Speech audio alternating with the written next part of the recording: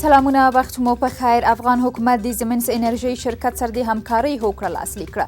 ارګوایي د دغه هوکړې موخه په افغانستان کې د انرژۍ د نوي عصري، چټک، پایدار او ګټور سیستم ایجاد دی. د ولسمشر لومړی مرستیال وایي پر کابل پوهنتون د برید دویم پلان کوونکی احمد په پکتیا ولایت کې له افغان ځواکونو سره د نښتې پر مهال وژل شوی. امرالله صالح ویلي د پلان کوونکو دریم کس نیول شوی او کابل ته رالیږدول کیږي. تورخم او سپین بولدک کې یو ځل بیا د تازه میوو زرګونه ډک موټر درول شوي دي. چارواکي وایي پاکستان ظاهرا د دې ستونزې لامل تخنیکي مسایل یاد کړي، خو په وینا یې پاکستان په بیلابیلو پلمو افغان سوداګرو ته ستونزې جوړوي. تیرو 24 ساعتونو کې په ټول هیواد کې د کرونا وایرس 228 مثبتې پیښې ثبت او 15 کسان مړ شوي دي. او د پاکستان د لومړي وزیر سلاکار عبدالرزاق داود کابل ته راورسېد. د راپورونو له مخې داود به له افغان چارواکو سره پر سوداګریزو اړیکو او پانګونې خبرې وکړي.